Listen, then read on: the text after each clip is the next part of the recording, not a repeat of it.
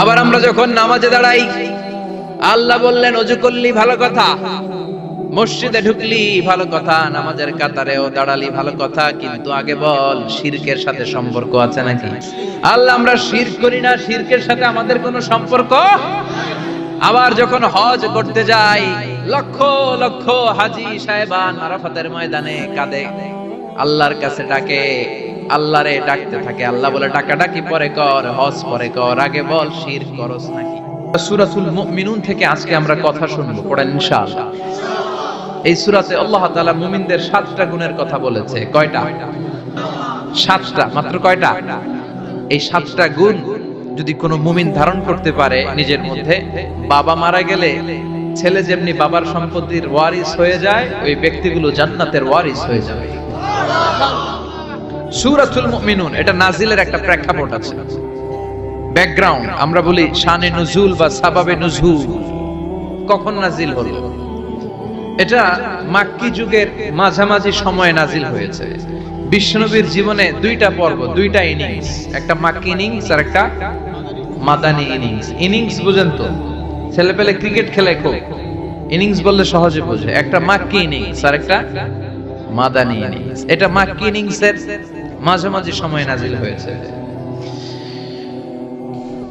তিরমিজিতে এবং মুসনাদে আহমদ ইবনে হাম্বলে হাদিসটা এসেছে। হাদিসের বর্ণনাকারী সাইয়েদনা ওমর ফারুক, তিনি বলেন আমরা বিশ্বনবীর পাশে বসে আছি, হঠাৎ দেখি মৌমাছির ভনভন ভনভন শব্দ।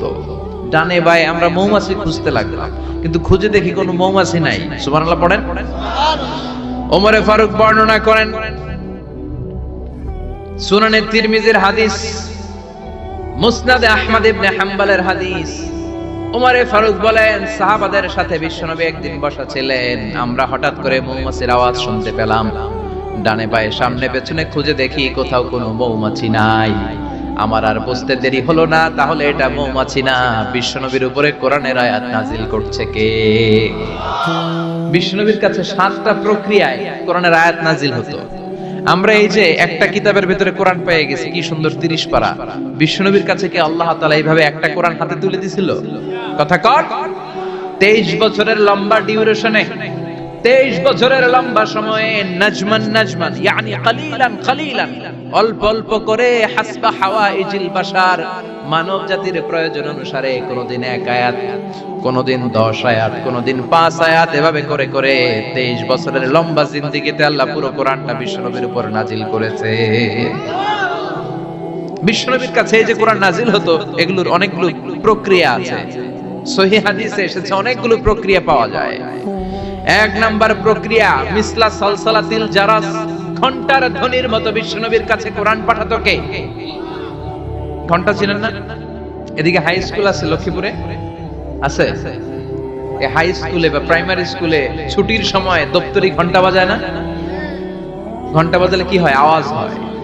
বিশ্বনবী বলেন ঘন্টার ধ্বনির মতো বিকট আওয়াজে রব্বুল আলামিন আমার কাছে কোরআন পাঠাতো। এই পদ্ধতিতে বিশ্বনবীর কাছে যখন কোরআন আসতো, প্রচন্ড শীতের রাতে বিশ্বনবী ঘামতে ঘামতে হয়রান হয়ে যেতেন। সুবহানাল্লাহ, কি মজার কোরআন আমরা পাইছি। খুলি আর পড়ি, বিশ্বনবী এই কোরআনকে রিসিভ করতে কত কষ্ট করেছেন। শীতের রাতে, কনকনে শীতের রাতে এই কোরআনকে রিসিভ করতে যে উনি ঘেমে একাকার হয়ে যেতেন। এই হলো একটা প্রক্রিয়া, ঘন্টার মতো কোরআন আসতো। 2 নাম্বার প্রক্রিয়া, মিন ওয়ারাইল হিজাব, পর্দার অন্তরাল থেকে আল্লাহ নিজেই কোরআন পাঠিয়ে দিতেন। বিশ্বনবী আল্লাহরে সরাসরি দেখে নাই। মেরাজের রাতে যখন আল্লাহর দিদারের জন্য গিয়েছিলেন, কথা শুনেছেন কিন্তু দেখে নাই। দুনিয়ার বুকে থেকে আল্লাহরে দেখা যাবে? জান্নাতে না ঢুকে আল্লাহরে দেখা যাবে নাকি? কথা বলেন। আল্লাহর সৌন্দর্য দেখার মতো কোয়ালিটি আমাদের আছে? আল্লাহর চেয়ে সুন্দর কেউ আছে? দুনিয়া সুন্দর, মানুষ সুন্দর, আসমান সুন্দর, জমিন সুন্দর, সুন্দরে সুন্দরে পাল্লা, জানা কত সুন্দর তুমি আল্লাহ, জানা কত সুন্দর তুমি আল্লাহ। সুবহানাল্লাহ পড়েন। মেরাজের রাতে আল্লাহর দেখেন নাই, পর্দার এপাশ থেকে আল্লাহ কথা বলে আর নবী শুনে। নবী কথা বলে, আল্লাহ শুনে। সুবহানাল্লাহ। এই পর্দার ওই পাশ থেকে সরাসরি আল্লাহ ওহী করেছেন, বিশ্বনবী রিসিভ করেছেন। গেল 2 পদ্ধতি। 3 নাম্বার ফিল মানাম, স্বপ্নে বিশ্বনবীর কাছে ওহী পাঠিয়ে দেয়া হয়েছে, কিন্তু কোরআনের কোন আয়াত এই স্বপ্নের পদ্ধতিতে আসে নাই, সব জাগ্রত অবস্থায় এসেছে। সুবহানাল্লাহ পড়ে। এরপরে সাইয়েদনা জিবরাইল মাঝে মাঝে নিজের সূরতে ওহী নিয়ে আসতেন। দুইবার বিশ্বনবী সাইয়েদনা জিবরাইলকে নিজের সূরতে দেখেছিলেন। এক দেখেছিলেন হেরা গুহায়, দুই দেখেছিলেন সিদরাতুল মুনতাহায়। সাইয়েদনা জিবরাইলের সূরতে যখন সাইয়েদনা জিবরাইল কোরআন নিয়ে আসতেন তখনও বিশ্বনবী ভয় পেয়ে যেত। আল্লাহু আকবার। এরপরে আরেকটা পদ্ধতি হচ্ছে বিসূরাতিন নাস ইয়াতামাসসালু লাহু আল মালাকু রাজুলান। সাইয়েদনা জিবরাইল ওনার নিজের সূরাতে আসতো না, মানুষের সূরাতে আসতো। বিশ্বনবী বলতেন এইভাবে কোরআন আসলে আমার রিসিভ করতে খুব আরাম লাগতো, কারণ মানুষ দেখা যাইতেছে, মানুষ কয় আর মানুষ শুনে, রিসিভ করতে বড় মজা। চিল্লা এখন সুবহানাল্লাহ। এরপরে আরেকটা পদ্ধতি হচ্ছে মিসলা দাওয়িয়া সাউতিন নাহাল, মৌমাছির গুনগুন শব্দের মতো চারদিকে ভনভন ভনভন গুনগুন গুনগুন শব্দ শোনা যায়। আসলে গুনগুন না, কোরআন নাজিল করে কে? সাইয়েদনা ওমরে ফারুক বললেন, হঠাৎ আমরা ভনভন শব্দ দেখতে পেলাম, তাকিয়ে দেখি কোনো মৌমাছি নাই। হঠাৎ দেখলাম বিশ্বনবী আমাদের দিক থেকে চেহারাটা ঘুরিয়ে কাবার দিকে করলেন। হঠাৎ কিছুক্ষণ বিশ্বনবী একা একা মনোযোগী হয়ে কি যেন নিলেন, তারপরে আবার আমাদের দিকে মুচকি হেসে বললেন, ও সাহাবীরা শোনো, এই মাত্র কোরআনের 10টা আয়াত আল্লাহ আমার উপর নাজিল করেছে। আরে 10টা আয়াতের মধ্যে রব্বুল আলামিন মুমিনদের 7টা গুণাবলীর বর্ণনা দিয়েছে। কোন মুমিন যদি এই 7টা গুণ নিজের মধ্যে ধারণ করতে পারে, রব্বুল আলামিন ওই ব্যক্তিকে জান্নাতের মালিক বানায়া দিবে। আল্লাহু আকবার। কত নেয়ামত, কত অপরচুনিটি, কত প্রিভিলেজ আল্লাহ আমাদেরকে দিয়েছেন নিজেদেরকে সম্মানিত করার। এরপরও আমরা কোরআন মানতে চাই না। 7টা গুণ শুনবো আজকে মুমিনের। কয়টা? চিল্লায় বলেন সবাই, কয়টা গুণ শুনবো? 7টা গুণ। বিশ্বনবীর ইন্তেকালের পরে সাহাবারা মা আয়েশার কাছে যেয়ে বলে, ও আম্মা, আমাদের নবী কেমন ছিল বলেন? মা আয়েশা বলতেন, কানা খুলুকুহু ওয়াল কুরআন। বিশ্বনবীর চরিত্র ছিল কোরআনের চরিত্র। কিসের চরিত্র? পুরো 30 পারা কোরআনে থিওরিটিক্যালি যা বলে দেয়া আছে, বিশ্বনবীর জীবনীতে প্র্যাকটিক্যালি সেগুলো করে দেখানো আছে। সুবহানাল্লাহ। সাহাবারা বললেন, ও মা, এত সংক্ষেপে কেন বলেন? একটু বিস্তারিত বলেন, আমার নবীর চরিত্র কেমন ছিল? মা আয়েশা বললেন, ও সাহাবারা, তোমরা কি কোরআনের 23তম সূরা সূরাতুল মুমিনুনের প্রথম 10টা আয়াত তেলাওয়াত করো নাই? এই প্রথম 10টা আয়াতের ভিতরে যেই গুণের কথা আছে, সবগুলো গুণ দিয়ে তোমাদের নবীর জীবন সাজানো ছিল। আমরাও চাই আমাদের জীবনটাও এই গুণাবলী দিয়ে আমরা সাজাবো। রাজি আছেন তো? আপনাদের মনোযোগ আছে? আপনারা সিরিয়াসলি কথাগুলো শোনার জন্য বসেছেন তো? তাকবীর দেন, লিল্লাহি তাকবীর। আল্লাহ বললেন, قد أفلح المؤمنون الذين هم في صلاتهم خاشعون। قد أفلح المؤمنون দিয়ে আল্লাহ শুরু করেছেন। قد أفلح المؤمنون, successful indeed are the believers। সফল কাম হলো তারা ঈমান এনেছে যারা। কার কথা? সফল কারা? who are the successful in life? যদি আপনারা কেউ প্রশ্ন করে সফল কারা, যদি আমাদেরকে জিজ্ঞেস করা হয় কারা সফল, সফলতার মানদণ্ড কি? এই পৃথিবীর বুকে সফল হওয়ার অনেক মানদণ্ড হতে পারে, পারে না? In terms of wealth and money, অর্থের মানদণ্ডে কারা সফল যদি জিজ্ঞেস করা হয়, কার নাম বলবে? হ্যাঁ, বিল গেটস, তাই না? মাইক্রোসফট কোম্পানির মালিক। কত টাকার যে সে মালিক সে নিজেও জানে না। আর কে আছে এরকম সফল? ওয়ারেন বাফেট, অনেক বড় ধনী। আর কে আছে? স্টিভ জবস, অ্যাপল কোম্পানির মালিক, তাই না? প্রিন্স ওয়ালিদ বিন তালাল, একটা প্লেন আছে, নিজের জেট প্লেন, যে প্লেনটার 70% স্বর্ণ দিয়ে বানানো প্লেন, এটার 70% মেড অফ গোল্ড। তাহলে অর্থের মানদণ্ডে যদি বলি সফল কারা, এদের নাম আসবে। ইনি সফল, ইনি সফল, ইনি সফল, ঠিক কিনা? এবার যদি বলি ইন টার্মস অফ পাওয়ার, ক্ষমতার মানদণ্ডে পৃথিবীতে সবচেয়ে সফল কে? Donald Trump, president of United States of America. কি কয় নিজেই জানে না, আছে না নাই? আদা পাগল। সাইকিয়াট্রিস্টরা বলে ওর মাথার মধ্যে ঝামেলা আছে। কি কয় নিজেই বোঝে না। অবাক করে আচরণ করে, ছোট বাচ্চার মতো কথা বলে। তারা বলে গায়ে গতরে ডোনাল্ড ট্রাম্প বড় হয়েছে, কিন্তু মেন্টালিটি বড় হয় নাই। ছোট বাচ্চা শরীরে বড় হয়েছে, কিন্তু তার মানসিক অবস্থা ছোট বাচ্চার মতো। বাচ্চাগুলোকে ঘুষাঘুষি করে রাস্তা। আমেরিকার প্রেসিডেন্ট, ক্ষমতার মানদণ্ডে সবচেয়ে বড় ক্ষমতাশীল Vladimir Putin, president of Russia. এরপরে নরেন্দ্র মোদি, চীনের ওটার নাম কি? চীনের আগে ছিল হু জিনতাও। কি নাম? তোর নাম হচ্ছে হু জিনতাও। এখন আরেকটা কি যেন জি জিং, এরকম একজন আসছে। হ্যাঁ, জি জিং ক্ষমতার মানদণ্ডে অনেক ক্ষমতাশীল। অ্যাঞ্জেলা মার্কেল আছে, এটা এরা হচ্ছে ক্ষমতার মানদণ্ডে সফল। তাহলে অর্থের মানদণ্ডে একদল সফল, ক্ষমতার মানদণ্ডে আরেক দল সফল। এবার যদি বলি in terms of name and fame, ক্ষমতা নয়, অর্থ নয়, জনপ্রিয়তা বললেই চিনি। মেসি আছে না নাই? ওই সব চিনি, মুখস্থ। নাম কি? মাসিনা বেটা, মেসি। নেইমার আপনিও জানেন, সর্বনাশ, কিয়ামতের আলামত। হুজুরও জানে। কি নাম? নেইমার। আর কি আছে এরকম? রোনাল্ডো। আর কি আছে? এক নামে চিনে, গোটা বিশ্ব চিনে। বাংলাদেশের জনপ্রিয়তার বিচারে যদি বলি, এক নামে শেখ হাসিনা, সবাই চিনে। হ্যাঁ, খালেদা জিয়া এক নামে চিনে, মাশরাফি বিন মুর্তজা এক নামে চিনে। এখন আর একটা আছে হিরো আলম, আছে না নাই? In terms of name and fame. Allama Delwar Hossain Sayeedi এক নামে 17 কোটি বাংলাদেশের মানুষ চিনে। চিল্লায় বলো ঠিক কিনা?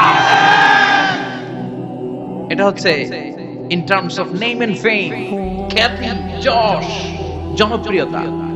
তার মানে দুনিয়ার বুকে অর্থের মানদণ্ডে কিছু লোক সফল, আবার ক্ষমতার মানদণ্ডে কিছু লোক দুনিয়ার বুকে সফল, আবার জনপ্রিয়তার মানদণ্ডে কিছু নাম বললেই সবাই চিনে। অমিতাভ বচ্চন, শাহরুখ খান, আমির খান, সালমান খান, খয়ার খান, আছে না নাই? তো অর্থের মানদণ্ডে কেউ সেরা সফল, ক্ষমতার মানদণ্ডে কেউ সফল, জনপ্রিয়তার মানদণ্ডে সফল। আল্লাহ বলে আমার কাছে এগুলা মানদণ্ড না। আল্লাহ বলে ক্ষমতা আমার কাছে মানদণ্ড না সফল হওয়ার, অর্থ আমার কাছে সফলতার মানদণ্ড না, জনপ্রিয়তাও আমার কাছে সফলতার মানদণ্ড না। আমার কাছে সফলতার মানদণ্ড হলো ঈমান। আল্লাহর কাছে সফলতার মানদণ্ড কি? দুনিয়াতে আপনার টাকা আছে, ক্ষমতা আছে, আপনি বের হলে সামনে গাড়ি, পেছনে গাড়ি, সামনে পুলিশ, পেছনে পুলিশ, সামনে বডিগার্ড, পেছনে বডিগার্ড, কিন্তু আল্লাহর কাছে এই ক্ষমতার 4 আনা দাম নাও থাকতে পারে। চিল্লায় এখন ঠিক কিনা? আল্লাহ বলেন ক্ষমতা আমার কাছে সফলতার মানদণ্ড না, অর্থ আমার কাছে সফলতার মানদণ্ড না, জনপ্রিয়তা আমার কাছে সফলতার মানদণ্ড না। আমি আল্লাহর কাছে সফলতার মানদণ্ড হলো ঈমান। আল্লাহর কাছে সফলতার মানদণ্ড কি? ঈমান যদি না থাকে তার কোনো দাম in the day of judgment আল্লাহর কাছে আছে? চিল্লায় বলেন আছে। সেজন্য আল্লাহ বললেন ক্বাদ আফলাহাল মুমিনুনাল্লাযীনা হুম ফি সালাতিহিম খাশিউন। এই দুনিয়া এবং আখিরাতে সফল হয়েছে তারা, আল্লাহর উপর ঈমান এনেছে যারা। ঠিক কি না? সফল হয়েছে কারা? ঈমান এনেছে যারা। চিল্লায় উত্তর দেন, সফল হয়েছে কারা? নাকি যাদের টাকা বেশি এরা সফল, ক্ষমতা বেশি এরা সফল, এক নামে সারা বিশ্ব চিনে, সেলিব্রিটি এরা সফল? সফল হচ্ছে ঈমানদার। আমরা সেই ঈমানদার গোষ্ঠীর মানুষ, আমরা সেই ঈমানের পথের সৈনিক। চিল্লায় বলেন ঠিক কি না? আল্লাহ বললেন ক্বাদ আফলাহাল মুমিনুনাল্লাযীনা হুম ফি সালাতিহিম খাশিউন। আমার কাছে সফলতার মানদণ্ড হলো ঈমান। আমার কাছে সফল হলো তারা, ঈমান এনেছে যারা। কিন্তু ঈমানটা আধা আধা মানলে হবে না, পুরাপুরি ঈমান থাকতে হবে। ঠিক কি না? কেউ যদি বলে কোরআনের আধা মানি না, মুমিন না কাফের? কেউ যদি বলে আমি এই সূরা মানি ওই সূরা মানি না, মুমিন না কাফের? কেউ যদি বলে আমার যেটা ভাল লাগে, আমার দলের জন্য যেটা সুবিধা ওইটা মানি, আমার দলের জন্য যেটা ঝামেলা ওইটা মানি না, এরকম আছে না নাই? মিষ্টি খাওয়ার সুন্নত মানে, মায়ের খাওয়া যে সুন্নত মানে না, আছে না নাই? মিষ্টি মিষ্টি কথা মানে, ঝুঁকি নেওয়া যে সুন্নাত ওইটা মানে না, এরকম আছে না নাই? সুন্নাত নয় শুধু সুমধুর আলাপন, আর সুন্নাত হলো হুঙ্কার গর্জন। ঠিক কি না? সুন্নাত শুধু নয় নির্জন ধ্যানে যাওয়া, আর সুন্নাত হলো পাথরের আঘাত খাওয়া। মুহাব্বতে তার সুদিনের সাথী তুমি, দুর্দিনেও তার পাশে থাকো কি? আরো কিছু সুন্নাত আছে তুমি জানো কি? জানলেও জীবনে কখনো তা মানো কি? সুন্নাত নয় শুধু দাওয়াতের মেহমান, সুন্নাত নয় শুধু খাওয়া শেষে মধুপান, আরো কিছু সুন্নাত আছে তুমি জানো কি? জানলেও জীবনে কখনো তা মানো কি? চিল্লায় বলেন ঠিক কি না? তার মানে আল্লাহর কাছে সফলতার মানদণ্ড হলো ঈমান, কিন্তু সাধারণ ঈমান নয়, ঈমানটা হতে হবে পূর্ণাঙ্গ ঈমান। কিছু মানলাম না এমন করা যাবে? মানলে পুরোটাই মানতে হবে। কার কথা? চিল্লায় বলেন কথাটা কার? আবার আল্লাহ বললেন ঈমান আনলে নির্ভেজাল ঈমান থাকতে হবে। ওই ঈমানের মধ্যে শিরক থাকলে হবে নাকি? কথা কন। আল্লাহ বললেন ওয়াল্লাযীনা আমানু ওয়া লাম ইয়ালবিসু ঈমানাহুম বিযুলমিন উলাইকা লাহুমুল আমনু ওয়া হুম মুহতাদুন।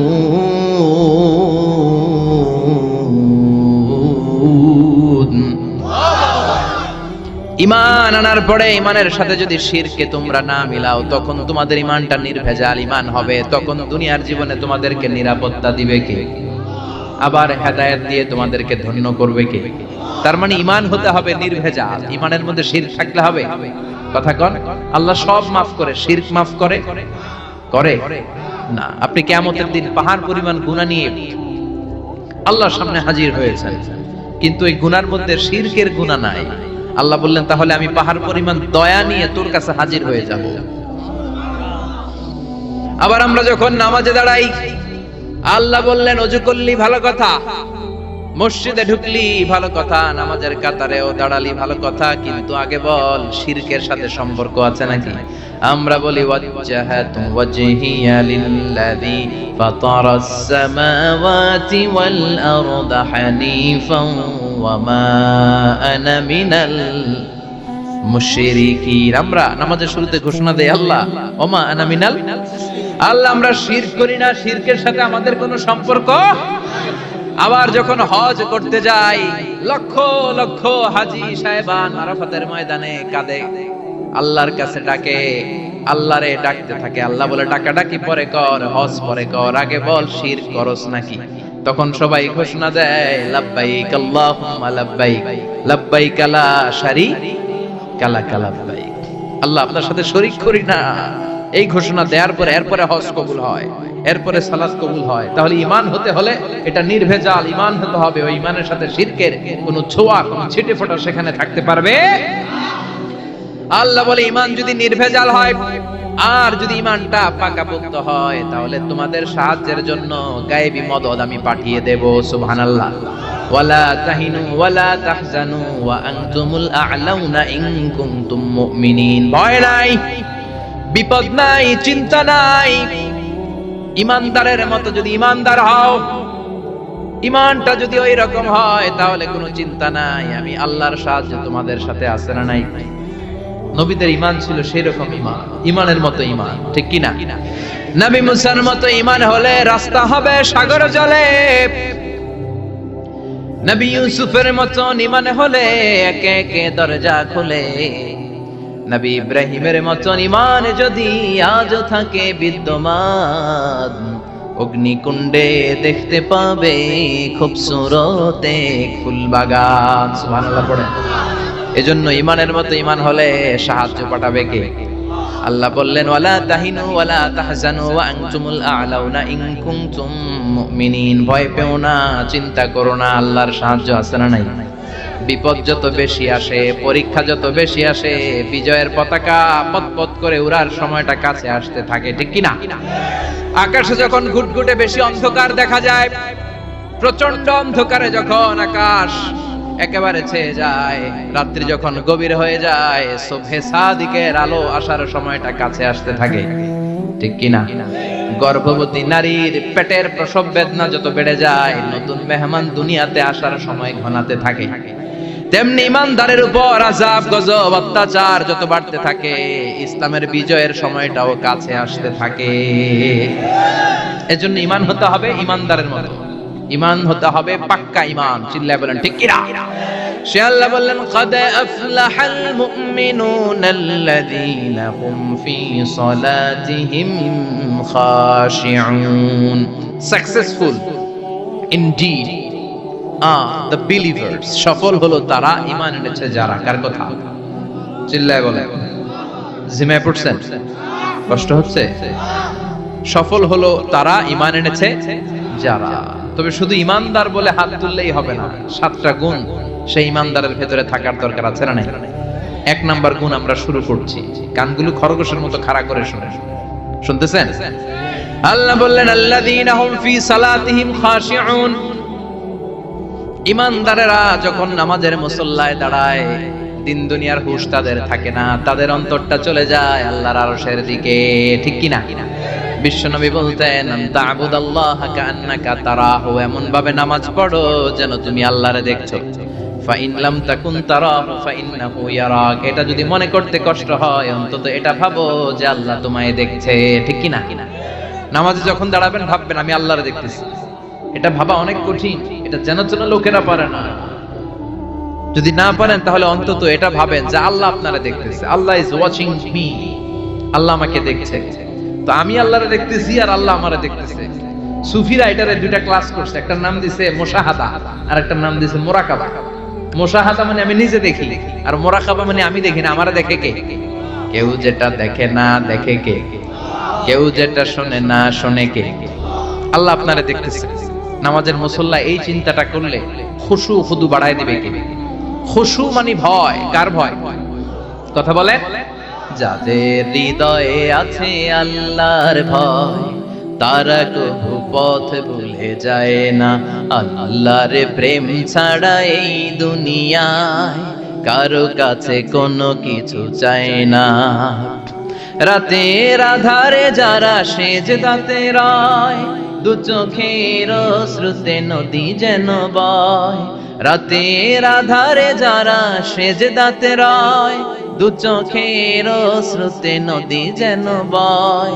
ছলনার হাতছানি যতই আসুক, পেছনে ফিরেও সে তাকায় না। যাদের হৃদয়ে আছে আল্লাহর ভয়, তারা কবু পথ ভুলে যায় না। আল্লাহর প্রেম ছাড়া এই দুনিয়া কারো কাছে কোনো কিছু চায় না, কারো কাছে কোনো কিছু চায় না, ঠিক কি না? খুশু মানে আল্লাহর ভয়। আল্লাহর ভয় নিয়ে যদি কেউ মুসল্লার মধ্যে নামাজের জন্য দাঁড়ায়, তার মন ডানে বায়ে কোনো দিকে যেতে পারে নাকি? কথা বলেন। তার নজরটা থাকবে তার সিজদার দিকে। বান্দা যখন সিজদা থেকে নজর ডানে নেয়, আল্লাহ বলে বান্দা ফিরে আয়। আবার যখন বাম দিকে নজর করে, আল্লাহ ডাক দিয়ে বলে আকবিল ইয়া ইবাদি, আকবিল, ফিরে আয়। আবার যখন উপরের দিকে তাকায় বলে ফিরে আয়। এরকম আছে না নাই? নামাজও পড়ে এমনি, নামাজও পড়ে আবার এমনি চায়, নামাজও পড়ে আবার ঘরের দিকে চায়, আছে না নাই? না, আল্লাহ বলে আকবিল, বান্দা ফিরে আয়, ফিরে আয়, তাকাবি তো সিজদার দিকে। 3 বার নজর ডানে বায়ে যখন ঘোরানো হলো, 3 বারও যখন নজর ফিরায় না, আল্লাহ তখন ডেকে বলে লা হাজাত লি লা সলাতিক, এই নামাজের কোনো দরকার আমার নাই। যে আল্লাহর জন্য ওযু করলেন, সময় দিলেন, এতক্ষণ ধরে নামাজ পড়লেন, ওই আল্লাহই যদি বলে তোর নামাজের দরকার নাই, তো কারে দিলেন নামাজ? এজন্য নামাজের মধ্যে তাড়াহুড়ো করা যাবে? খুশু খুদু, খুশু মানে আল্লাহর ভয়। নামাজে যখন দাঁড়াবেন শুধু নিজেরাই মুসল্লি বানাবেন না, মনটারেও মুসল্লি বানাবেন। আমরা শুধু নিজেরা নামাজি হই, মনটারে নামাজি বানাই না। আমি ঠিকই আল্লাহু আকবার, মন চলে গেছে সৌদি আরব, মন চলে গেছে হিন্দি সিনেমার দিকে, মন চলে গেছে দোকানের দিকে, মন চলে গেছে ক্রিকেট খেলায়। আছে না নাই?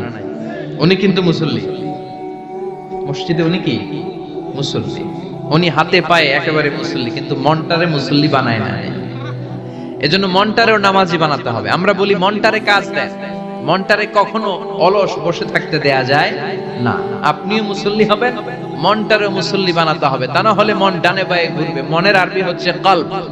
কলব মানে যেটা নাড়াচাড়া করে। এটা এখন এদিকে, পরে ঢাকায়, এরপরে সৌদি আরব, এরপরে আমেরিকা। এটার পাসপোর্টও লাগে না, ভিসাও লাগে না, এটা খালি দৌড়ায়, ঠিক কিনা? এজন্য মনটারে নামাজি বানানোর দরকার আছে না নাই?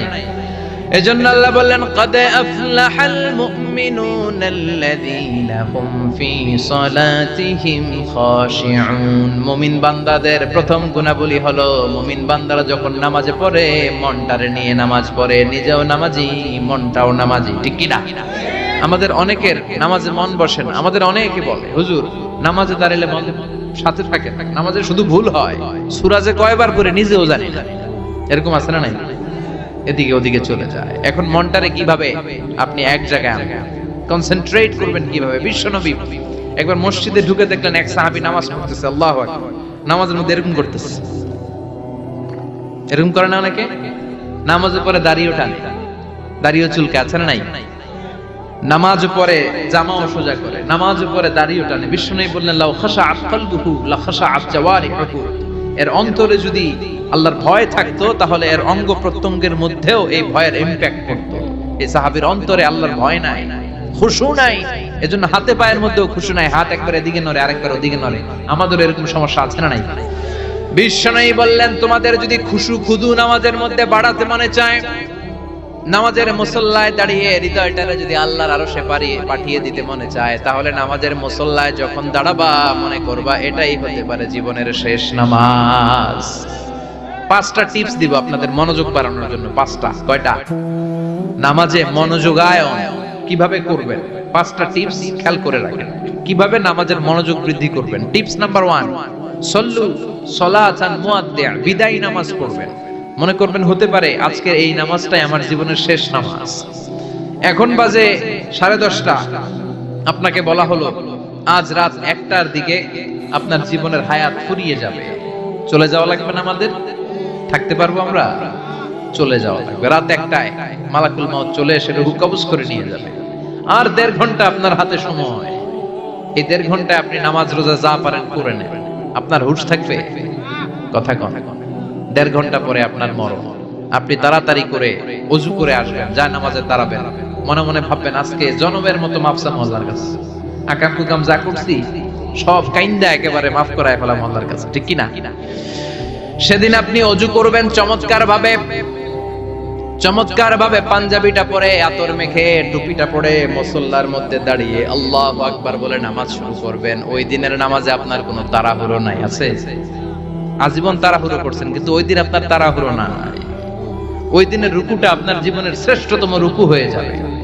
ওই দিনের সেজদাটা আপনার জীবনের শ্রেষ্ঠতম সেজদা হয়ে যাবে। ওই দিন আপনি সেজদায় পড়ে চোখের পানি দিয়ে জায়নামাজ ভিজিয়ে দিবেন না? কথা বলেন, দিবেন না? এর কারণ আপনি জেনে গেছেন এটাই আপনার জীবনের শেষ নামাজ, ঠিক কি না? তো এই যে প্রত্যেক নামাজের সময় মসজিদে যে আল্লাহু আকবার বলে যে দাঁড়াই, এই নামাজের পরে আবার কোন নামাজের চান্স আমি জীবনে পাবো কিনা কোনো গ্যারান্টি আছে? চিল্লায় বলতে হবে, গ্যারান্টি আছে? আরো 30 মিনিট আমরা সবাই বেঁচে থাকবো, গ্যারান্টি? আরো 10 মিনিট বাঁচবো, গ্যারান্টি? শ্বাস যেটা ভিতরে নিলাম ফেলতে পারবো, কোনো গ্যারান্টি আছে? তাহলে প্রতিটা নামাজের সময় আমরা এই কথাটা ভাবি না কেন যে হতে পারে এই নামাজটাই আমার জীবনের শেষ নামাজ, হতে পারে আজকের এই সেজদাটা আমার জীবনের শেষ সেজদা। চিল্লায় বলেন ঠিক কি না? বিশ্বনবী শিখায় দিলেন মনোযোগায়নের প্রথম পদ্ধতি। নামাজে মনোযোগ থাকে না, মনোযোগ যদি বাড়াতে চাও ভাবো এটাই হতে পারে জীবনের শেষ নামাজ। সল্লু সালাতান মুআদ্দিয়া, পারফর্ম দ্য সালাহ as if this is your last and final prayer. এমন ভাবে নামাজ পড়ো মনে করো এটাই হতে পারে জীবনের শেষ নামাজ। আজকে থেকে প্রত্যেকবার আল্লাহু আকবার বলার সময় এটা ভাবতে পারবো না আমরা? যে হতে পারে এই নামাজটা আমার শেষ নামাজ। এই চিন্তাটা মাথার মধ্যে রাখার দরকার আছে না নাই? সাইয়েদনা আলী রাদিয়াল্লাহু তাআলা আনহু উনি যখন নামাজে দাঁড়াতেন দিন দুনিয়ার হুঁশ থাকতো না। উনার পায়ের মধ্যে জিহাদের ময়দানে তীর ঢুকেছে। তীর বের করতে গেলেই চিৎকার মারে, কাউরে তীর ধরতে দেয় না। বিশ্বনবী বললেন, বেলাল আকিমিস সালাহ, নামাজের একামত দাও।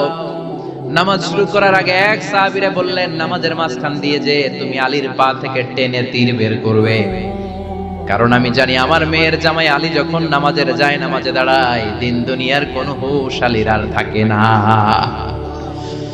একামত হলো আল্লাহু আকবার, আল্লাহু আকবার।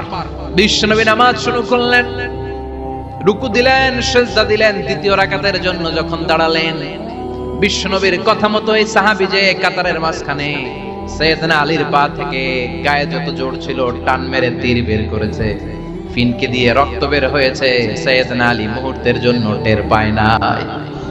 নামাজ শেষ, সালাম ফিরালেন, তাকিয়ে দেখে পায়ে তীর নাই, চারদিকে শুধু রক্তের বন্যা। বিশ্বনবী বললেন, ও আলী চিন্তা করো না, আমার কথা মতো এক সাহাবী তোমার পা থেকে তীর বের করেছে। আমি জানি যখন তুমি নামাজের মুসল্লায় দাঁড়িয়ে যাও তোমার মনটা দুনিয়ায় থাকে না, তোমার মনটা আল্লাহর আরশের দিকে চলে যায়। তোমার নামাজের মধ্যে খুশু খুদু এত বেড়ে যায়, আখিরাতের কথা এত তোমার স্মরণ হয়ে যায়, নামাজের মধ্যে তোমার পায়ের তীর টেনে বের করেছে, এক সেকেন্ডের জন্যও তুমি টের পাও নাই রে আলী। সুবহানাল্লাহ। উনি মনে করতেন এটাই জীবনের শেষ নামাজ। সাহাবারা যখন মরুভূমিতে নামাজ পড়তে দাঁড়াতেন, আকাশের পাখিগুলো এসে সাহাবাদের মাথার মধ্যে বসে যেত। মরুভূমির পাখিগুলো মনে করতে এগুলো খেজুর গাছ। কি মনে করে বসতো? কথা বলেন, জোরে কোন আছে এলাকা আছে খেজুরের রস হয়? হ্যাঁ হইছে, খাইছেন? পাখিগুলো মনে করতে এগুলো খেজুর গাছ, কারণ সাহাবারা নড়ে না, চড়ে না, ডানে বায়ে তাকায় না। খেজুর গাছ যেমনি ঠায় দাঁড়িয়ে থাকে, সাহাবারা ঠায় দাঁড়িয়ে থেকে নামাজ পড়তেন। চিল্লায় কোন আল্লাহু আকবার। তাহলে মনোযোগ বৃদ্ধির এক নাম্বার পদ্ধতি, মুসল্লায় যখন দাঁড়াবো ভাববো এটাই আমার জীবনের শেষ নামাজ, এরপরে হয়তো নামাজের সুযোগ নাও পেতে পারি, ঠিক কিনা? দুই নাম্বার পদ্ধতি হলো নামাজের মধ্যে আহকাম এবং আরকান গুলো ধীরস্থির ভাবে আদায় করতে হবে। তাড়াহুড়ো নামাজের মধ্যে করা যাবে না। আমাদের হানাফি মাযহাবে তা'দিলুল আরকান এটা ওয়াজিব।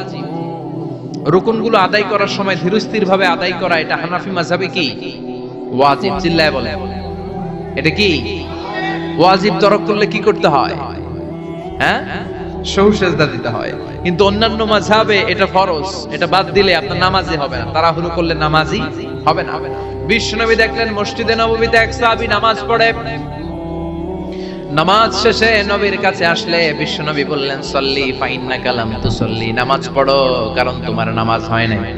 সাহাবী আবার বললেন, আবার আসলেন, বিশ্বনবী বললেন, সল্লি ফাইন্নাকা লাম তুসল্লি, নামাজ পড়ো তোমার নামাজ হয় নাই। সাহাবী আবার নামাজ পড়ে আবার নবীর কাছে আসলেন, বিশ্বনবী বললেন, সল্লি ফাইন্নাকা লাম তুসল্লি, নামাজ পড়ো নামাজ হয় নাই। এবার সাহাবী এসে বলে, ও নবী তিনবার পড়লাম, নামাজ আমার হয় না, এর চেয়ে ভালো নামাজ আমি পড়তে জানি না। বিশ্বনবী বললেন, তাহলে আসো আমি শিখাইয়া দেই। যখন নামাজে দাঁড়াবা ধীরস্থির ভাবে দাঁড়াবা, রুকুতে যখন যাবা পিঠটারে টান টান করে সোজা করে দিবা। বিশ্বনবী যখন রুকু দিতেন বিশ্বনবীর পিঠটা একেবারে স্ট্রেট ফরওয়ার্ড।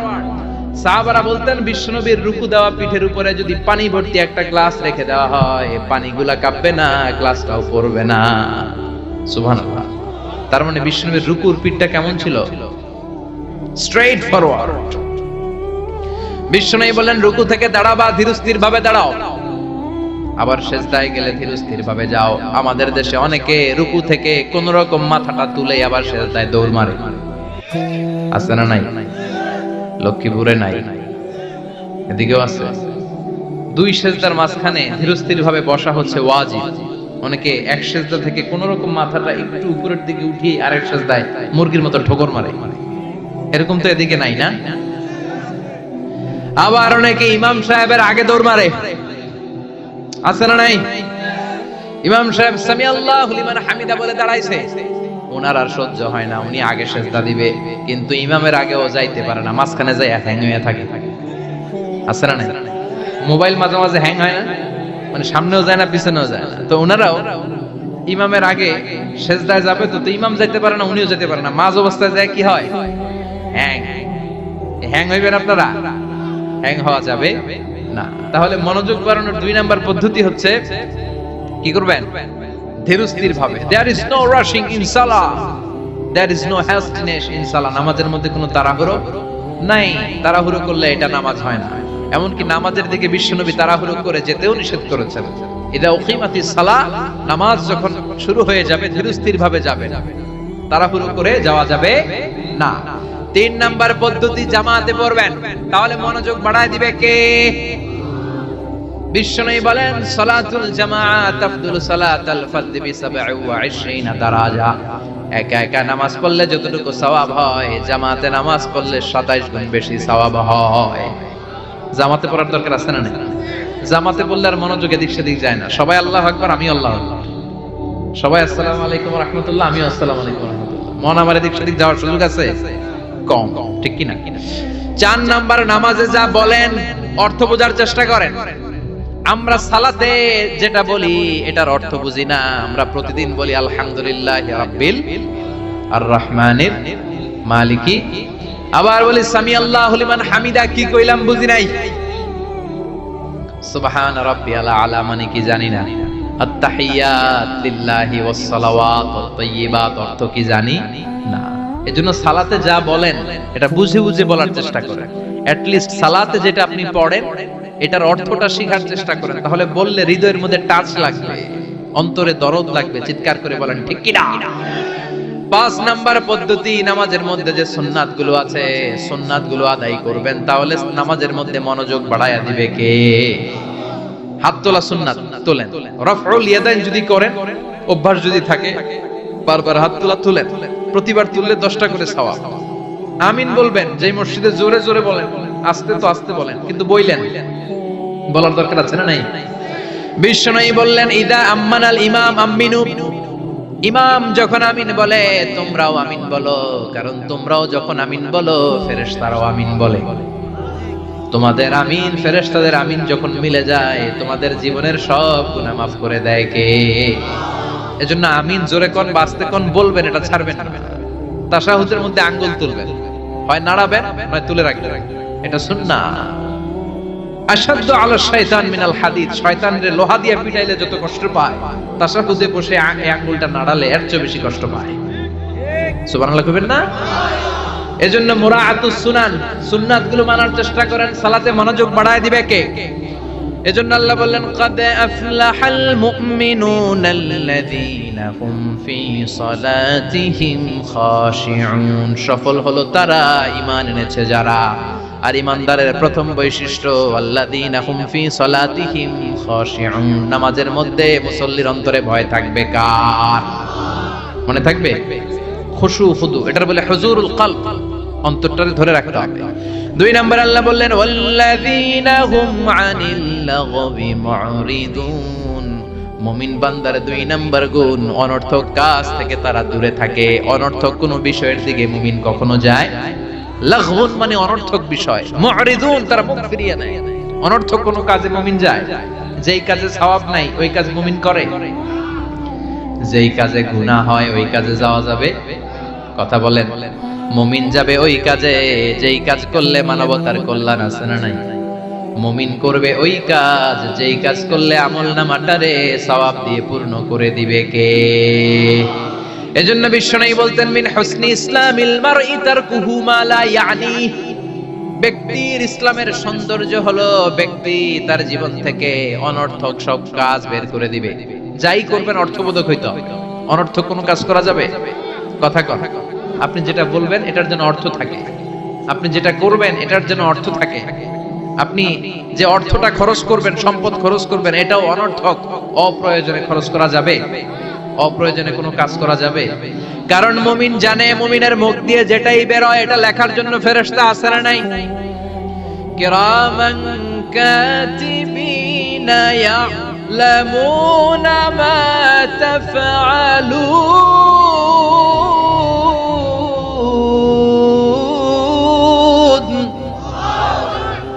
যাই করি ভালো হোক কিংবা মন্দ হোক লিখে রাখার জন্য কিরামান কাতিবিন আছে না নাই? আবার মুমিন জানে মা ইয়ালফিযু মিন কাউলিন ইল্লা লাদাইহি রাকীবুন আতীদ। মুমিন তার মুখ দিয়ে যেটা বের করে সেটা লিখে রাখার জন্য ফেরেশতা আছে না নাই? এজন্য মুমিন যেটাই করবে এটা অর্থবোধক হবে। অনর্থক কোনো কাজ করা যাবে? অনর্থক কোনো বাক্য উচ্চারণ করা যাবে? মুমিন তার চোখ দিয়ে ওই জিনিসটাই দেখবে যেটা দেখলে সওয়াব আছে না নাই? মুমিন মুখ দিয়ে সেটাই পড়বে, সেটাই উচ্চারণ করবে যেটা উচ্চারণ করলে প্রতি অক্ষরে অক্ষরে সওয়াব দিবে কে? চিল্লায় বলেন কে? আপনি যদি অনর্থক কাজের দিকে মনোনিবেশ করেন, ফোকাস দেন, তাহলে আপনি ভালো কাজের দিকে ফোকাস দেওয়ার সময় পাবেন না। আমাদের দেশের ছেলেপেলারা যত আজে বাজে কাজ আছে এগুলো নিয়ে ব্যস্ত আছে না নাই? হিন্দি সিনেমা, ওই যে হুজুর কইতেছে মোবাইল নিয়ে টিপাটিপি আছে না নাই? খেলাধুলা, রাজনীতি, এগুলো নিয়ে ব্যস্ত। ফলে ভালো কাজে তারা ফোকাস দিতে পারে না। আর যারাই এগুলো থেকে বেরিয়ে কনস্ট্রাকটিভ কাজ করে তাদের জীবনটারে বরকতময় করে দেয় কে? আমি দেখলাম কিছু যুবক এক জায়গায় ওয়ালের মধ্যে লিখেছে মানবতার দেয়া। কি লিখেছে? এখানে লিখছে যেটা আপনার দরকার নেই রেখে যান, আর এই পাশে লিখছে যেটা আপনার দরকার লইয়া যান। সুবহানাল্লাহ কোন? তার মানে শীতকালে আপনার যে অতিরিক্ত শীতের পোশাকগুলো দরকার নাই এই হ্যাঙ্গারে ঝুলিয়ে যান। মসজিদে খুব কোন মসজিদের সামনে করেছে মানবতার দেয়া। এই দেয়ালের এই পাশে অনেকগুলো হ্যাঙ্গার দেওয়া। তারা বলেছে যে এই শীতের পোশাকগুলো আপনার দরকার নেই দিয়ে যান, আর যাদের শীতের কাপড় নাই তারা এখান থেকে নিয়ে যান। এই যে তার চিন্তা, এটা হচ্ছে ইনোভেটিভ চিন্তা। যুবকরা যদি এই ভালো ভালো কাজগুলো একসাথে করার প্রয়াস পেত, চিন্তা করত, তাহলে বাংলাদেশটারে জান্নাতের টুকরা বানায় দিত কে? এজন্য মুমিনের বৈশিষ্ট্য আল্লাযীনা হুম আনিল লাগবি মুরিদুন। মুমিন বান্দারা কোনো অনর্থক কাজের সাথে কখনো যুক্ত হতে পারে। তার মানে মুমিন যখন নামাজে দাঁড়ায় অন্তরটা চলে যায় কার দিকে? 2 নম্বরে মুমিন কোনো আজে বাজে কাজে যুক্ত হয় না। 3 নম্বরে আল্লাহ বললেন ওয়াল্লাযীনা হুম লিয-যাকাতি ফাঈলুন। মুমিন বান্দাকে যদি আল্লাহ সম্পদের মালিক বানিয়ে দেয়, আল্লাহর এই সম্পদ থেকে গরিবদেরকে মুমিনরা দান করে। কি করে? এটার নাম হলো যাকাত। এটার নাম কি? জোরে কোন? দে যাকাত তোরা দে রে যাকাত, তোর দিল খুলবে পরে আগে খুলু খাত। দে যাকাত তোরা দে রে যাকাত। চিল্লা এখন ঠিক কিনা? যাকাত ফরজ হয়েছে কার কার? হাত তুলেন তো দেখি। যাকাত দেওয়ার মতো লোক আছে না এদিকে? মাশাআল্লাহ, 1 জন, 2 জন, 3 জন, 4 জন, 5, 6, 7। আল্লাহ ভাইদেরকে তুমি কবুল করো। চিল্লায় বলেন আমিন।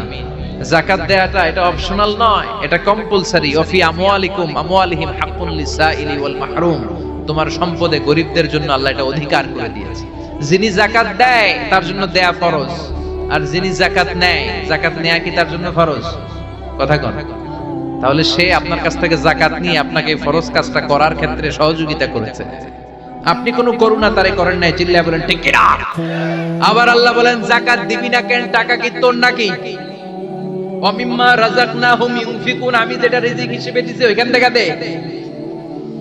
সম্পদের মালিক আমি বানিয়েছি, অর্থ সম্পদ আমি আল্লাহ দিয়েছি, আবার আমি আল্লাহ আদেশ করেছি দেওয়ার জন্য। ঠিক কিনা? ইসলাম চায় না রাস্তার এক পাশে 5 তলা আরেক পাশে গাছতলা। ইসলাম চায় সম্পদের সমানভাবে তারল্য। যাকাত এটা ফরজ, দিয়ে দাও, তা না হলে কঠিন আযাবের সুসংবাদ দিচ্ছে কে? চিল্লায় বলেন কে? ওয়াল্লাযীনা ইয়াকনিজুনা আয-যাহাবা ওয়াল ফিদ্দাতা ওয়া লা ইউনফিকুনাহা ফি সাবিলিল্লাহ ফাবাশশিরহুম বিআযাবিন আলীম। যারা স্বর্ণ জমায়, যারা রৌপ্য জমায়, যারা প্রাইজ বন্ড জমিয়ে রাখে, যারা ফিক্সড ডিপোজিট করে রাখে, সম্পদের প্রাচুর্যতা থাকার পরেও যাকাত দেয় না, নবী তাদেরকে কঠিন আযাবের সুসংবাদ দেন। কার কথা? চিল্লায়া বলেন, আযাবের কি সুসংবাদ হয় না দুঃসংবাদ? কথা কন। কিন্তু আল্লাহ এখানে বলছে সুসংবাদ। আল্লাহ বুঝাতে চাইলেন আযাবটা বড় করা হবে, ডেঞ্জারাস হবে, মাইটটা বড় ডেঞ্জারাস। আল্লাহ ছাড় দেয় কিন্তু ছেড়ে দেয় না। আল্লাহ ছেড়ে দেয় কি দেয়? ছাড় দেয়, ছেড়ে দেয় না। আযাবটা বড় করা হবে, মাইটটা বড় ডেঞ্জারাস হবে যারা যাকাত ফরজ হওয়ার পরেও দেয় না। এটা বোঝানোর জন্য আল্লাহ বললেন কঠিন আযাবের দুঃসংবাদ না, বললেন সুসংবাদ দেন। ছেলে পরীক্ষায় ইংরেজিতে ফেল করছে, মা বলে চান্দু ইংরেজিতে ফেল করছো, তোর বাপে আসবে এমন মাইট দিবে, মাইট দিলে মজা টের পাবি। অমিয়া মাইট দিলে কি মজা লাগে? কি লাগে? ব্যথা লাগে। তো মজার কথা বললেন কেন? মাইটটা যে করা হবে, মাইটটা কি হবে? করা হবে। এজন্য যাকাত ফরজ হওয়ার পরে যারা যাকাত দেয় না তাদের জন্য করা মাইর আল্লাহর কাছে আছে না নাই? চিল্লায় বলেন। অনেকে দেখবেন যাকাতের শাড়ি দেয়, যাকাতের লুঙ্গি দেয়। যাকাতের শাড়ি বলতে কোনো শাড়ি আছে? কথা কন। এমন শাড়ি, এমন পাতলা শাড়ি একবার ধুইলে দ্বিতীয়বার আর পরা যায় না। শাড়ি আপনার দিকে বেশকি দিয়ে চায় থাকে, রং নাই, আছে না নাই? আবার এই শাড়ি লুঙ্গি গুলো নেওয়ার জন্য যারা লাইন ধরে ঢুকে এরাও পদপৃষ্ট হয়ে মারা যায়, আছে না নাই? কিছু ভিডিও ক্লিপস আমরা দেখলাম যে হাজার হাজার মানুষ এই পাতলা বাজারের সবচাইতে নিম্নমানের সুতা দিয়ে বানানো যাকাতের শাড়ি নেওয়ার জন্য এসেছে, ধাক্কা ধাক্কি আর ভিড়ে পদপৃষ্ট হয়ে অনেকগুলো মহিলা মারা গিয়েছে। কিয়ামতের দিন এই যাকাত নামের এই কলঙ্ক সাজানোর জন্য যে এই আয়োজন করেছিল তাকে আল্লাহর সুপ্রিম কোর্টের কাঠগড়ায় জবাবদিহিতা করতে হবে। চিল্লায় বলেন ঠিক কি না? যাকাত এটা ছেলে খেলা না, এটা পুতুল খেলা না, এটা যেমন মনে চায় কিছু টাকা পয়সা মানুষের হাতে হাতে 200 করে দিলাম, এইটা না। একজনকে এমন ভাবে যাকাত দাও যেন ওই টাকা দিয়ে তার কর্মসংস্থান হয়, ওই টাকা দিয়ে যেন রুজি রোজগার করে কিছু খেতে পারে, ঠিক কিনা? বুঝতে পেরেছেন? যাকাতের টাকা এমন না 10 টাকা করে আমি 500 জন ফকিরে দিয়ে দিলাম, এটা নয়। একজনের একটা সিএনজি কিনে দেন, তাহলে সিএনজি চালায়া সে তার ফ্যামিলিকে ভরণ পোষণ দিতে পারবে, আর কোথাও যে হাত পাতা লাগবে না। একটা গাভী কিনে দেন, গাভীর দুধ বিক্রি করে ওর জীবন চলে যাবে, ঠিক কিনা? একটা টঙের দোকান, চায়ের দোকান করে দেন, ঝালমুড়ির দোকান বানায় দেন, ওইটা বিক্রি করে করে ওর জীবন চলে যাবে, সুন্দর চলবে, ফ্যামিলিটা চলবে, আর কোথাও যে তার হাত পাতা লাগবে। এটা হচ্ছে যাকাত দেওয়ার পদ্ধতি। আল্লাহ আমাদেরকে বোঝার তৌফিক দাও। চিল্লায় পড়েন আমিন। এরপর আল্লাহ বললেন ওয়াল্লাযীনা হুম লিফুরুজিহিম হাফিযুন। মুমিন বান্দার 4 নম্বর গুণ, তারা তাদের লজ্জাস্থানের হেফাজত করে, তাদের প্রাইভেটকে তারা হেফাজত করে। লজ্জাস্থানের হেফাজত, যুবকদের ওয়াজ।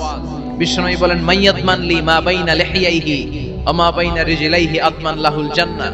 আমার কোন উম্মত তার 2 চোয়ালের মাঝখানে যা আছে, মানে জিহ্বা, এই জিহ্বার 2 পায়ের মাঝখানে যা আছে তার প্রাইভেট, তার লজ্জাস্থানের গ্যারান্টি যদি আমারে দেয় যে এই 2টা অঙ্গের কোনো পাপ গুনাহ সে করবে না, আমি তাকে জান্নাতের গ্যারান্টি দেই। সুবহানাল্লাহ। বাড়িতে যায় বলেন। এজন্য আল্লাহ বললেন যুবকেরা খবরদার, নজরকে নিচের দিকে করো। قل للمؤمنين يغضوا من أبصارهم ويحفظوا فروجهم। আল্লাহ বললেন ও যুবক, নজরটারে নিচের দিকে নামাও, কারণ নজরটা বড় ভয়ঙ্কর। আন-নাযার সাহামুন মাসমুম মিন সিহামি ইবলিস। এই নজর হচ্ছে শয়তানের বিষ মাখানো তীরবানের মধ্য থেকে ভয়ঙ্কর একটা তীরবান। এই তীর দিয়ে শয়তান যুবক যুবতীদেরকে কাবু করে ফেলে, ঠিক কি না? প্রথমে নজর, হুট করে কেউ পাপ কাজ করে না, আগে নজর, তারপরে স্পর্শ, তারপরে পাপ কাজ, আছে না নাই? এজন্য নজরের হেফাজত করতে বলেছে কে? আল্লাহ বললেন ওয়াল্লাযীনা হুম লিফুরুজিহিম হাফিযুন। মুমিন বান্দার 4 নাম্বার গুণাবলী হলো মুমিন বান্দারা তাদের লজ্জাস্থানের হেফাজত করে, তারা তাদের নজরকে হেফাজত করে। বিশ্বনবী নিজের মেয়ের জামাতা আলীরে বললেন ও আলী, নজরকে বাঁচাও। ভুল করে নজর যদি একবার কোন নারীর চেহারার দিকে পড়ে যায় রে আলী, দ্বিতীয়বার দিও না। একবার ক্ষমা, দ্বিতীয়বার গুনাহ, ঠিক কি না? এজন্য নজর হেফাজতের দরকার আছে না নাই? কয়টা গেল? 4টা। এরপর আল্লাহ বললেন ওয়াল্লাযীনা হুম লিআমানাতিহিম ওয়া আহাদিহিম রাউন। মুমিন বান্দার 5 নাম্বার গুণাবলী হলো মুমিন বান্দারা আমানতের খেয়ানত করে না, করে আমানতের হেফাজত করে, আর প্রতিশ্রুতি দিলে প্রতিশ্রুতি রাখে। আমানত, ট্রাস্টওয়ার্থিনেস। বিশ্বনবীর নাম ছিল আল আমিন, আস-সাদিক, আল আমিন। মক্কায় বিশ্বনবীর চাইতে বিশ্বস্ত কেউ ছিল? চিল্লায় বলেন। সবাই এসে বিশ্বনবীর কাছে আমানত রেখে যেত। দল করতে আবু জাহেলের, দল করে কার? আমানত রাখে কার কাছে? সুবহানাল্লাহ কইবেন না? লোকজন যখন তায়েফে বেড়াতে যেত, দামি দামি জিনিস এনে বিশ্বনবীরে বলতো আব্দুল্লাহর বেটা মুহাম্মদ, এই দামি জিনিসটা তোমার কাছে রাখলাম, রাখো। বিশ্বনবী বলতেন দল করো আবু জাহিল্লার কাছে রাখো। তারা বলতো আবু জাহেলের কাছে রাখা যাবে না, কারণ আবু জাহিল্লায় ডাকাত, খাইয়া ফেলাইবো। কথা কয় খাইয়া ফেলে না? ব্রিজ ভেঙে গেলে দেখা যায় যে রড নাই, আছে কি? তার মানে লোহা গেছে কই, রড কই? এক একটার পেটের ভিতরে আল্লাহ 10টা করে পাকস্থলী দিচ্ছে। কথা কন, 10টা পাকস্থলী না হইলে লোহা হজম করা যায়? কথা বলেন। সিমেন্ট খায় ফেলায়, টিন খায়, টিন আছে না নাই? পারলে পুরা দেশটা খায়া ফেলায়। ওই যে কয় শেয়ার বাজার খায়া ফেলায়, আছে না নাই? হলমার্ক খায়া ফেলায়, দেশটারে খায়া ফেলায়, আছে না নাই? আমানতের খেয়ানত করা যাবে না। ইন্নাল্লাহা ইয়া'মুরুকুম আন তু'আদ্দুল আমানাতি ইলা আহলিহা। আল্লাহ অর্ডার করেছেন আমানতের হকদার যে হাতে পৌঁছে দাও। কার কথা? আমানতের যে খেয়ানত করে বিশ্বনবী তারে বলেছেন মুনাফিক। মুনাফিকের কয়েকটা আলামত বলেছেন বিশ্বনবী। আয়াতুল মুনাফিকি সালাস, ইযা হাদাসা কাযাবা, মুনাফিক যখন কথা বলে মিথ্যা বলে। ওয়া ইযা ওয়া'আদা আখলাফা, ওয়াদা দিলে খেলাফ করে। ওয়া ইযা তুমিনা খানা, আমানত রাখলে আমানতের খেয়ানত করে। ঠিক কি না? আমানত এটা ব্যাপক বিষয়। এই যে আপনার সুস্বাস্থ্য, এটা আপনার কাছে আমানত। আপনার চেহারা সুন্দর, এটা আমানত। আপনার স্ত্রী, আপনার সন্তান আপনার কাছে আমানত। আপনি সমাজে খুব ফেমাস, এটা আপনার কাছে আমানত। যাকে আল্লাহ যেই দায়িত্ব দিয়েছে ওইটা আল্লাহ তার কাছে আমানত রেখেছে। ঠিক কি না? ইমাম সাহেব, মসজিদের সবকিছু আপনার কাছে আমানত। চেয়ারম্যান সাহেব আপনার কাছে, এই ইউনিয়ন পরিষদের সবকিছু আমানত। মেম্বার সাহেব আপনারও আমানত। আবার যিনি মেম্বার অফ দ্য পার্লামেন্ট, এই নির্বাচনী এলাকা পুরোটাই আপনার কাছে আমানত। চিল্লায় কোন ঠিক কি না? যিনি মন্ত্রী, পুরো মন্ত্রণালয় আপনার কাছে আমানত। 47 সদস্যের বিশাল বহর নিয়ে মন্ত্রণালয় করা হলো, তাদের কাছে বাংলাদেশটা আমানত। ও প্রধানমন্ত্রী, আপনার কাছে আমার লাল সবুজের পতাকাটা আমানত। সেনাবাহিনীর কাছে দেশের ভূখণ্ড রক্ষা করা আমানত। ঠিক কি না? মেম্বার অফ দ্য পার্লামেন্ট, আপনার নির্বাচনী এলাকায় যদি ইয়াবার আসর জমে, ওই ইয়াবার আসর যদি আপনি ভেঙে না দেন, আপনার নির্বাচনী এলাকায় যদি টেন্ডারবাজি হয়, আপনার নির্বাচনী এলাকায় যদি চাঁদাবাজি হয়, আপনার নির্বাচনী এলাকায় যদি যৌতুকের জন্য কোনো মায়ের গায়ে হাত দেয়া হয়, কিয়ামতের দিন আল্লাহ আপনারে ছাড়বে না। ঠিক কি না? সমাজটা রক্ষা করা তোমার আমানত। আপনার এলাকায় যদি কেউ ধর্ষিতা হয়, কিয়ামতের দিন এটার বিচার আছে না নাই? দুনিয়ার বুকে বিচার নাই, কিন্তু আখিরাতে বিচার আছে না নাই? এক একজন জনপ্রতিনিধির কাঁধে যে কত বড় আমানত। শীতের রাতে, কনকনে শীতের রাতে বাস স্ট্যান্ডে, রিকশা স্ট্যান্ডে, সিএনজি স্ট্যান্ডে কম্বল নাই, কাঁথা নাই, লোকগুলো ঘুমায়। এদের গায়ে কাঁথা দিয়ে দাও আপনার দায়িত্ব। চিল্লায় কোন ঠিক কি না? পথ শিশুগুলোরে সেবা করা আপনার দায়িত্ব। সুবিধা বঞ্চিত মানুষগুলোরে ভাতা দেওয়া আপনার দায়িত্ব। আপনার এরিয়ার মধ্যে যা কাম কুকাম হয়, এগুলো সব আপনার উপর আমানত ছিল। চিল্লায় কোন ঠিক কিনা? এটা ব্যাপক বিষয়। মুমিনের কাজ হচ্ছে আমানতের খেয়ানত করে না। যার যে দায়িত্ব, সে আমানতকে পূর্ণ করে দেয়। সে আমানতের খেয়ানত করে না, আমানতের হেফাজত করে। আবার বিশ্বনবী বললেন, কারো কোনো গোপন জিনিস যদি তুমি জেনে যাও, ওইটা লোক লুকিয়ে রাখা, এটা তোমার জন্য আমানত। ঠিক কিনা? অন্যের আসরার, গোপন জিনিস যদি আপনি প্রচার করার দায়িত্ব নেন, আপনার গোমর ফাঁস করে দেওয়ার দায়িত্ব নিবে কে? এজন্য আল্লাহ বললেন, ওয়াল্লাযীনা হুম লিআমানাতিহিম ওয়া আহদিহিম রাউন। মুমিন বান্দার 5 নাম্বার গুণ, মুমিন বান্দার আমানতের খেয়ানত করে না। 6 নাম্বার গুণ হলো আহদিহিম রাউন, মুমিন বান্দারা প্রতিশ্রুতি দিলে প্রতিশ্রুতি নষ্ট করে না। আহাদ মানে প্রমিস। ইন্নাল আহদা কানা মাসউলা, কি কি ওয়াদা আপনি দিবেন, কথা দিবেন, এই কথাগুলো রেখেছেন কিনা জিজ্ঞেস করবে কে? আমরা মাইক পেলে কথা দেওয়ার সময় হাজার কথা দেই, এইটা দিব, ওইটা দিব, ব্লাউজ দেব, মোবাইল দেব, আছে না নাই? কথা কন। টাকা দেব, চাকরি দেব, ভাতা দেব, দেশের চেহারা পাল্টায় দেব, আছে না নাই? পরে সময় মতো সব ভুলে যায়, ডিগবাজি মারে, এরকম আছে না নাই? আপনি যেটা দিয়েছেন কথা, কিয়ামতের দিন সেই কথাটা রেখেছেন কিনা, in the day of judgment আপনারা জিজ্ঞেস করবে কে? চিল্লায় বলেন কে? সব শেষে আল্লাহ বললেন ওয়াল্লাযীনা হুম আলা সালাওয়াতিহিম ইউহাফিযুন। মুমিন বান্দার 7 নাম্বার গুণ, তারা সবকিছু নষ্ট হতে দিতে রাজি, কিন্তু তাদের সালাত নষ্ট হতে দিতে রাজি না। ঠিক কি না? যে কোনো পরিস্থিতিতে মুমিন নামাজ পড়ে। ওযুর পানি নাই, মুমিন কি করে? তায়াম্মুম করে। সফরের মধ্যে সময় নাই, মুমিন কসর করে। ঠিক কি না? দাঁড়িয়ে পড়তে পারে না, মুমিন বসে পড়ে। বসে পড়ে না, মুমিন শুয়ে পড়ে। মুমিন কখনো থেমে থাকে না।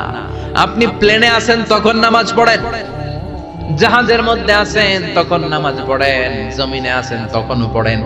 গোটা বিশ্বের সব মানুষের জন্য এই জমিনটারে নামাজের জায়গা বানিয়ে দিয়েছে কে? মুমিন সব কামাই দেয়, নামাজ কামাই দেয় না। এজন্য 7 নম্বরে বললেন ওয়াল্লাযীনা হুম আলা সালাওয়াতিহিম ইউহাফিযুন। মুমিন বান্দার বৈশিষ্ট্য হচ্ছে তারা সালাত কামাই দেয় না। হাফিজু আলা সালাওয়াত ওয়াস সালাতিল বুসতা। নামাজগুলো সংরক্ষণ করা। কিয়ামতের দিন নামাজের হিসাব আগে নেবে কে? আউয়ালু মা ইউহাসাবু বিহিল আবদু ইয়াউমাল কিয়ামাতি আস-সালাত। কিয়ামতের দিন সর্বপ্রথম হিসাব হবে নামাজের হিসাব। নামাজের হিসাব যদি সহজ হয়ে যায়, পুরো আমলনামাটারে সহজ করে দিবে কে? আর নামাজের হিসাবে যদি গন্ডগোল লেগে যায়, পুরো আমলনামার মাঝখানে প্যাঁচ লাগাইয়া দিবে কে?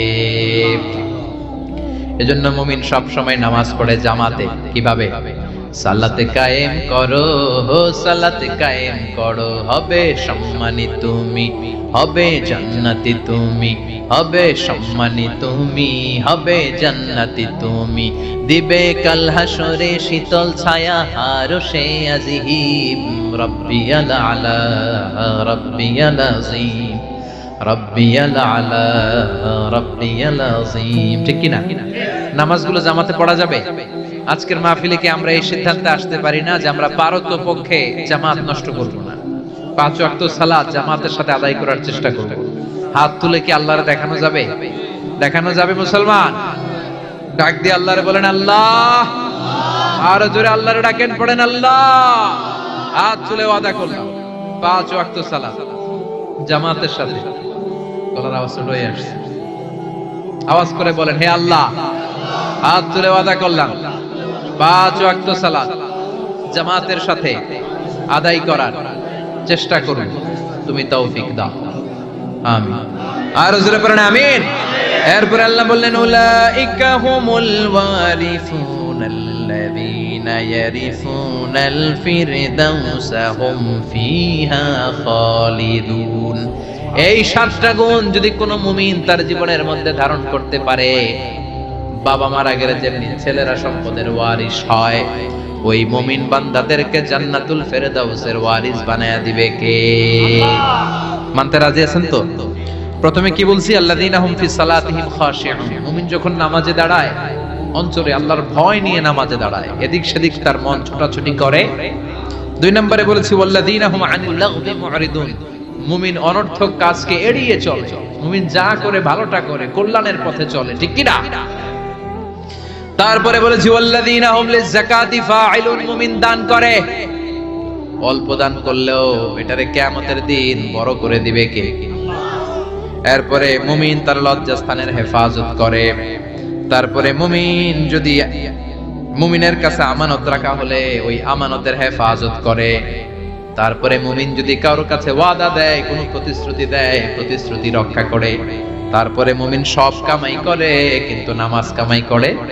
ওয়াল্লাযীনা হুম আলা সালাওয়াতি ইউহাফিযুন। তারা সালাতকে হেফাজত করে, সব নষ্ট হয়, তাদের সালাত নষ্ট হয় না। চিল্লায় এখন ঠিক কিনা? এই 7টা গুণ কোন মুমিনের মধ্যে থাকলে তার জান্নাতের মালিক বানায় দিবে কে? এই 7টা বৈশিষ্ট্যের উপর, গুণের উপর কি আমরা আমল করতে পারি না? পারবো না ইনশাআল্লাহ? আল্লাহ আমাদের সবাইকে কথাগুলো বুঝার ও আমল করার তৌফিক দান করুক। আমরা পড়ি আমিন। যা বলেছি কোরআন সুন্নাহর আলোকে বলেছি, বানিয়ে বলি নাই। তারপরেও আমার মনের অজান্তে কোনো মিস ইনফরমেশন যদি আমার মুখ ফসকে বেরিয়ে যায়, সেগুলো যেন আল্লাহ তাআলা আমাদের স্মৃতিপট থেকে মুছে দেয়। পড়েন আমিন। সত্য, সুন্দর, কল্যাণকর, হকের পক্ষে যা বললাম তার সবটুকু আল্লাহ তাআলা প্রথমে আমাকে আমলের তৌফিক দান করে এবং আপনাদের সবাইকে যেন আমলের তৌফিক দান করে। আমরা পড়ি আমিন। আপনারা সবাই ভালো থাকবেন, সুস্থ থাকবেন, সুন্দর থাকবেন। আবার হয়তো দেখা হয়ে যাবে কোনো তাফসীরুল কোরআনের ময়দানে। সুবহানাকাল্লাহুম্মা ওয়া বিহামদিকা আশহাদু আল্লা ইলাহা ইল্লা আনতা আস্তাগফিরুকা ওয়া আতুবু ইলাইক। বসেন, এই উঠলেন কেন? এখানে উঠছেন কেন? প্রোগ্রাম শেষ হইছে? শুরুতে কথা দিবেন, ওয়াল্লাযীনা হুম লিআমানাতিহিম ওয়া আহদিহিম রাউন। মুমিন বান্দারা কথা দিলে কথা রাখে। শুরুতে কথা দিয়েছেন, একসাথে যাবেন, উঠলেন কেন?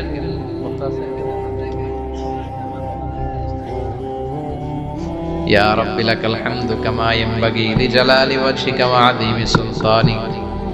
লাকাল হামদু বিল ঈমান, লাকাল হামদু বিল ইসলাম, লাকাল হামদু বিল কুরআন।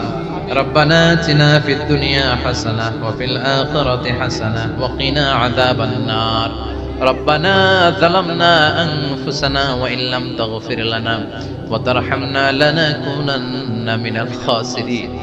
অবিশাল আকাশের মালিক, জমিনের মালিক, নভমণ্ডল ভূমণ্ডল মালিক, তোমার আকাশ বাতাস চন্দ্র সূর্য নভমণ্ডল ভূমণ্ডলের তুলনায় আমাদের হাত দুইটা একেবারেই ছোট্ট রে আল্লাহ।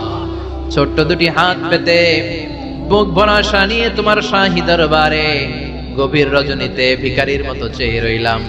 আমাদের হাত দুইখানা তুমি কবুল আর মঞ্জুর করে নাও। মাবুদ, আমরা সবাই গুনাহগার, গুনাহ আমাদের বেশুমার। এমন কোন গুনাহ নাই আমরা করি নাই, সাগীরা কাবীরা, জেনে না জেনে, ইচ্ছায় অনিচ্ছায়, শিরকে বেদাতি, বন্ধুর পাল্লায় পড়ে, শয়তানের ওয়াসওয়াসায় পড়ে হাজার হাজার গুনাহ করেছি আল্লাহ। আজকের এই তাফসীর মাহফিল শেষে বরকতময় রজনীতে তোমার প্রিয় বান্দাদের সাথে করে তোমার দরবারে দুটি হাত পেতে বসে রইলাম। আমাদের জিন্দেগির সব গুনাহ তুমি মাফ করে দাও। আব্বা আম্মা, দাদা দাদি, নানা নানি, চাচা চাচি, খালা খালো, মামা মামি, শ্বশুর শাশুড়ি, আত্মীয় স্বজন, পাড়া প্রতিবেশী, দেশি খেসি, সবাইকে তুমি মাফ করে দাও। আমাদের যত আত্মীয় স্বজন কবরের বাসিন্দা, কবরগুলোর জান্নাতের বাগান বানিয়ে দাও। রব্বুল আলামিন, কালামুল্লাহ মাজিদ থেকে 23তম সূরার প্রথম 10 আয়াতের তাফসীর শুনলাম। রব্বুল আলামিন মুমিনদের 7টি বৈশিষ্ট্যের কথা তুমি বলেছো। এই 7টা বৈশিষ্ট্য ধারণ করে আমরা যেন জান্নাতুল ফেরদাউসের মালিক হতে পারি, তৌফিক দাও। যারা টাকা দিয়ে, পয়সা দিয়ে, বুদ্ধি দিয়ে, পরামর্শ দিয়ে আজকের এই চমৎকার কোরআনের বাগানটারে সফল করলো, কিয়ামতের দিন কঠিন মুসিবতের কালে আজকের মাহফিলটারে নাজাতের ওসিলা বানিয়ে দাও। রব্বুল আলামিন, আমাদের মধ্য থেকে যারা অসুস্থ তাদের সুস্থ করে দাও। চাকরি যারা করে চাকরিতে বরকত দাও, ব্যবসা করলে ব্যবসায় বরকত দাও। রব্বুল আলামিন, প্রবাসী ভাইয়েরা দোয়া চেয়েছে, তাদের নেক মাকাসেদগুলো তুমি পূরণ করে দাও। আমার বাংলাদেশের উপর তুমি তোমার খাস রহমত আর বরকত নাজিল করো। এ লক্ষ্মীপুর এলাকার প্রতিটা ঘরকে জান্নাতি ঘর হিসেবে কবুল করো। এলাকার মাদেরকে, বোনদেরকে কবুল করো। এলাকার যুবক ভাইদেরকে কবুল করো। 5 ওয়াক্ত সালাত আমরা জামাতের সাথে আদায় করার চেষ্টা করব বলে দুহাত তুলে ওয়াদা করলাম। ওয়াদা পালনের তৌফিক দাও। রব্বুল আলামিন, আমার দেশের উপর খাস রহমত নাজিল করো। যতদিন বাঁচি তোমার গোলামের মতো বেঁচে থাকার তৌফিক দাও। যতদিন বাঁচি হকের উপর বেঁচে থাকার তৌফিক দাও। যতদিন বাঁচবো কোরআন সুন্নাহ অনুযায়ী যেন জীবনটারে চালাতে পারি, তৌফিক দাও।